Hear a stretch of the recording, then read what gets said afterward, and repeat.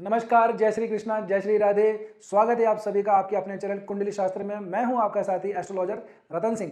आज मैं आपके लिए लेके आया हूं आने वाले सप्ताह का संपूर्ण राशिफल। हर किसी राशि के ऊपर किस ग्रह का गोचर हुआ है, क्या फल उसका मिलने वाला है, किसकी किस्मत बदलने वाली है, किसके काम अटकने वाले हैं, ये सारा का सारा विश्लेषण आज हम करेंगे। आपकी राशि के ऊपर इन ग्रहों का, इन गोचरों का क्या प्रभाव पड़ने वाला है। एक मैं आपके लिए सरप्राइज भी लेके आया हूं। सरप्राइज ये है कि कैसे आप लोग अपनी कुंडली का फ्री एनालिसिस करवा सकते हैं हमारे द्वारा। ये मैं आपको बताऊंगा वीडियो के सबसे लास्ट में। जी हाँ, तो वीडियो को बिल्कुल भी स्किप मत कीजिएगा, आखिर तक जरूर देखिएगा। मिथुन राशि वालों के लिए मंगल महाराज और बुध महाराज की युति हो रखी है। आपके जो राशिश हैं वो बुध महाराज बनते हैं, जो कि षष्टेश के साथ में युति बना के बैठे हैं। आपके राशिश चौथे भाव के भी मालिक हैं। जी हाँ, तो लग्नेश या राशिश और चतुर्थेश जाकर के छठे भाव में बैठ जाए बहुत अच्छी बात नहीं है, और वो भी शुभ ग्रह होकर बैठ जाए। अच्छी बात यह होती है कि कोई क्रूर ग्रह क्रूर भाव में बैठ जाए। मंगल महाराज जो है उनकी स्थिति फिर भी ठीक है। तो आप लोगों के लिए ये जो मौसम है थोड़ा सा एलर्जी वाला लेके आने वाला है। आप लोगों को थोड़ी सी मौसम से संबंधित एलर्जी हो सकती है, डस्टिंग से एलर्जी हो सकती है। तो अपनी त्वचा का, अपने स्वास्थ्य का एक तो थोड़ा सा ध्यान रखिएगा। दूसरी बात, आप लोगों के लिए सूर्य महाराज भी यहाँ पे नीच अवस्था के अंदर बैठे हुए हैं, लेकिन 2 नवंबर को जैसे शुक्र महाराज अपनी खुद की राशि में गोचर करेंगे, पंचम भाव के अंदर गोचर करेंगे, पंचमेश पंचम भाव में आ जाए, तो ये बहुत ज्यादा अच्छी स्थिति है। आप लोगों की क्रिएटिविटी, आप लोगों की नॉलेज वो बहुत ज़्यादा बढ़ने वाली है। यदि आप कोई नया कोई कोर्स वगैरह सीखना चाह रहे हैं तो बिल्कुल इस महीने के जो शुरुआती सप्ताह है 3 नवंबर से लेके और 6 नवंबर के बीच का, वहाँ पे कहीं पे एडमिशन ले लीजिए। यदि आप कोई क्रिएटिव फील्ड के अंदर हैं तो आप लोगों के लिए बहुत बढ़िया टाइम है। वैसे भी यहाँ पे शुक्र महाराज के आने के बाद में एक विपरीत राजयोग भी क्रिएट हो रहा है, तो भी ये स्थिति बहुत अच्छी है। बस थोड़ा सा अपनी हेल्थ का थोड़ा सा ध्यान रखिएगा, खास करके सनलाइट और डस्टिंग इन चीज़ों से थोड़ा सा बचिएगा। किसी दूसरे के कपड़े और ये जो साबुन वगैरह है इनको यूज़ करने से थोड़ा सा बचिएगा, आपको स्किन से संबंधित थोड़ी सी प्रॉब्लम हो सकती है। वैसे तो आपके नवम भाव के अंदर राहु महाराज बैठे हैं। देखिए, नवे भाव के अंदर राहु महाराज अपना जो ट्रेट है वो छोड़ देते हैं। शास्त्रों में कहा गया है कि नवे भाव के अंदर राहु महाराज आकर के मर जाते हैं, डेड हो जाते हैं। जी हाँ, राहु महाराज के लिए नवा भाव मरण कारक भाव माना जाता है। तो राहु महाराज जो है यहाँ से आपको इतना ज़्यादा कोई पॉजिटिव इन्फ्लुएंस अपना नहीं दे पा रहे हैं, और नेगेटिविटी जो है उसको भी डल कर दिया गया है। तो आप लोगों के लिए भाग्य का जो भाव है वो बिल्कुल न्यूट्रल हो चला है। तो भाग्य भरोसे आप लोगों का कुछ भी नहीं होने वाला, मेहनत और परिश्रम से ही आप लोगों का कुछ हो पाएगा। बात करते हैं एक एक सभी पॉइंट्स के ऊपर। हेल्थ के मामले में मैंने आपको बता ही दिया कि थोड़ा सा स्किन वगैरह का थोड़ा सा अपना ध्यान रखना है, बाकी सब चीज़ें ठीक है, कोई विशेष समस्या वाली बात नहीं है।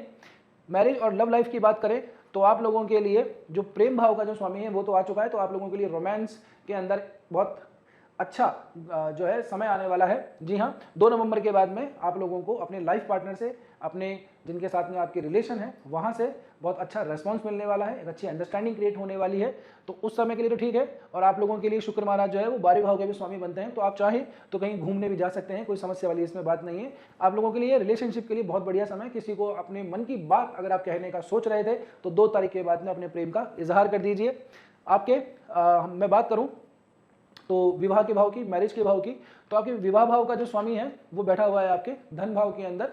तो ये भी स्थिति हमें अमूमन ठीक ही दिखाई देती है, क्योंकि धन भाव के अंदर गुरु महाराज बैठे हुए हैं, उच्च के होकर बैठे हुए हैं, और अमूमन पूरे नवंबर तक यहीं बैठे रहने वाले हैं। तो इतनी कोई विशेष तकलीफ नहीं है। तकलीफ बस एक शनि महाराज की, जो कि अपने 10वीं दृष्टि आपके विवाह भाव के ऊपर डालते हैं। तो वो थोड़ा सा ऐसा है कि काम के अंदर और अपने वैवाहिक जीवन के अंदर थोड़ी सी जो है दूरी बनी हुई दिखाई देती है। तो आप लोगों के लिए भी मैं ये कहूँगा फिर से कि अपने लाइफ पार्टनर के साथ में घूमने वगैरह चले जाएंगे तो बहुत ज़्यादा ठीक रहेगा। पार्टनरशिप वाली हाउस की बात करें, अगर आपके व्यापार भाव की बात करें तो अमूमन जैसी स्थिति बनी हुई थी वैसे ही कोई खास परिवर्तन आने वाला नहीं है। बिजनेस और करियर की दृष्टि से देखें तो यहाँ पे अभी तो चंद्र जो है वो राहु के साथ में है कुंभ राशि के अंदर। चंद्र महाराज जैसे ही शनि के साथ में आएंगे, यानी कि मीन राशि में आएंगे 3 नवंबर के अंदर, तो 3 नवंबर से और 4 नवंबर ये जो 2 दिन आपके पास में रहेंगे, ये 2 दिन थोड़े से आपको काम को लेकर कठिन हो सकते हैं, क्योंकि शनि और चंद्र एक साथ में बैठ करके विष योग का निर्माण करते हैं। तो आप लोगों को अपने काम से संबंधित थोड़ी सी ये है कि जो आप रिजल्ट चाह रहे थे वो रिजल्ट आपको मिलने में थोड़ी सी दिक्कत आ सकती है। अपने बॉस वगैरह से भी जो है आप लोगों को थोड़ी सुननी पड़ सकती है। आपके काम के अंदर हो सकता है कि आप ना चाहते हुए भी ऐसी ऐसी मिस्टेक्स हो जाएं जिनको फाइंड आउट करके आप लोगों को थोड़ा सा नीचा दिखाया जाए। तो ये 2 दिन के लिए स्पेशली इन बातों का स्पेशली ध्यान रखिएगा। बाकी कोई विशेष समस्या आप लोगों के लिए है नहीं। बात करें आपकी फाइनेंस की, तो फाइनेंस आपका बिल्कुल टकाटक है, बढ़िया है, एकदम जोरदार है, कोई समस्या वाली बात नहीं है। क्यों? वो इसलिए क्योंकि आपके फाइनेंस भाव के ऊपर गुरु महाराज बैठे हुए हैं और वो भी उच्च के होकर के। तो आपके कोई गाइड है, लाइफ के कोई मेंटोर हैं, उनसे कोई सलाह अगर फाइनेंस आपको मिल जाए तो उसे ज़रूर एक्सेप्ट कर लीजिएगा, डिनाई मत कीजिएगा। हाँ, यहाँ पे मंगल और बुद्धि की जो युति है वो आप लोगों का थोड़ा सा ऐसा है कि अपनी वाणी, अपनी बुद्धि जो है उसके ऊपर थोड़ा सा नेगेटिव इम्पैक्ट डाल रहा है। तो अपनी ईगो पे लेकर के या फिर किसी बात को बहुत दीर्घ जो आगे बात होने वाली है, लॉन्ग लास्टिंग बात है, उसका अनुमान अभी लगा करके यदि आप कोई फालतू का कोई कर्जा वगैरह ले लें तो आप लोगों को परेशानी आ सकती है। तो मैं आपको ये कहूँगा कि अभी तो कम से कम इन दिनों किसी भी कर्जे से बचिएगा, नहीं तो आप लोगों को एक बहुत बड़ी समस्या उठानी पड़ सकती है। बात करें स्टूडेंट्स और कॉम्पिटिशन एग्जाम की तैयारी करने वाले हमारे छात्रों की, तो उनके लिए मैं कहूँगा कि बहुत बढ़िया टाइम है। क्यों? वो इसलिए कि कॉम्पिटिशन हाउस का स्वामी मंगल महाराज अपने ही भाव के अंदर बैठे हुए हैं और ये जो है गवर्नमेंट जॉब के बहुत अच्छे कारक माने जाते हैं। खास करके वो विद्यार्थी जो पुलिस की, आर्मी की, फौज वगैरह इनकी तैयारी कर रहे हैं या एसएससी वगैरह के अंदर भी जाना चाहते हैं क्योंकि वहाँ से भी इंस्पेक्टर वगैरह बन जाते हैं, उन लोगों के लिए समय ठीक है। दशम भाव के अंदर शनि ऑलरेडी यहाँ पे आप लोगों के बैठे हुए हैं जो इस मंथ के एंड में आते आते अपना वक्रत्व त्याग देंगे। शनि को भी गवर्नमेंट जॉब का एक कारक के रूप में देखा जाता है। समस्या बस हमारे पास में सूर्य की है जो कि अभी नीच अवस्था में चल रहे हैं। बस शुक्र के आते ही नीच भंग यहाँ पे बन गया है, तो एक राजयोग यहाँ पे क्रिएट हो गया है। देन उसके बाद के अंदर 16 तारीख जब आएगी तब सूर्य महाराज यहाँ पे गोचर करेंगे, तब स्थिति और भी ठीक होगी। तो कंपटीशन एग्जाम की तैयारी करने वाले लोगों के लिए बहुत बढ़िया टाइम है। बस अपनी कंसंट्रेशन को ब्रेक मत कीजिएगा क्योंकि बुध जो है वो बुद्धि का कारक है। तो मंगल के साथ में आने से बुद्धि के ऊपर थोड़ा सा नकारात्मक प्रभाव आपका नहीं पड़ जाए, इस बात का ध्यान रखिएगा। एग्जाम्स के अंदर कुछ सिली मिस्टेक्स आपसे ना हो जाएं जो आपको बाद में तकलीफ देंगे। यार ये तो मेरे को आता था और मैंने पता नहीं क्यों ये करना चाह रहा था, मैंने ये कर दिया और मेरा एग्जाम जो है वो पूरा खराब हो गया। तो अपने विवेक का बस इस्तेमाल ठीक से कीजिएगा। बहुत जल्दी उतावलेपन के अंदर एग्जाम को हैंडल नहीं करना, रिलीफ थोड़ा सा रिलैक्स कीजिए और थोड़ी सी प्रैक्टिस हो सके तो घर पे कर लीजिएगा। बाकी आप लोगों के लिए समय ठीक है, कोई समस्या वाली बात है नहीं। बात करूँ आप लोगों के लिए उपाय के लिए, रेमेडी के लिए, तो आप एक काम कीजिएगा, कुछ प्लांट ले लीजिए, 5 तरह के प्लांट ले लीजिए या 6 तरह के प्लांट ले लीजिए, 6 अलग अलग टाइप के प्लांट्स ले लीजिए। उन प्लांट्स को या तो आप आपकी जो विंडो है वहाँ पे लगाइए, उसके अंदर फ्लावर वाले भी होने चाहिए और उसके अंदर थोड़े छाया वाले भी होने चाहिए। या फिर आप एक काम करें कि उनको किसी हनुमान मंदिर के अंदर उन 6 प्लांट्स को डोनेट कराइए और बीच बीच में जाकर के उनकी थोड़ी सी देखभाल भी करके आया कीजिए कि वो प्लांट जो आपने डोनेट किए थे उनकी सार संभाल भी हो रही है या नहीं हो रही है। अगर मंदिर के अंदर जगह है, हनुमान मंदिर के अंदर मट्टी वगैरह ठीक है, तो वहाँ पे प्लांट्स को लगाइए और टाइम टू टाइम आकर के उनमें पानी वगैरह दीजिए, उनकी केयर कीजिए। जैसे जैसे वो प्लांट ग्रो होगा आपकी भी ग्रोथ होगी और कोई थोड़ी बहुत प्रॉब्लम होगी वो सारी सॉल्व हो जाएगी। उम्मीद करता हूँ आप सभी को ये वीडियो पसंद आया होगा।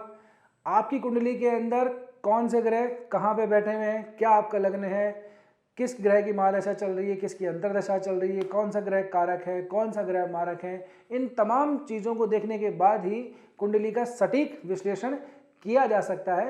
तो यदि आप अपनी जन्म पत्रिका दिखाना चाहते हैं, अपनी कुंडली दिखाना चाहते हैं, तो मेरे द्वारा आप विश्लेषण प्राप्त कर सकते हैं। बस नीचे दिए गए नंबरों पर आपको व्हाट्सअप कर देना है। हाँ, ये कंसल्टेशन पेड रहने वाला है।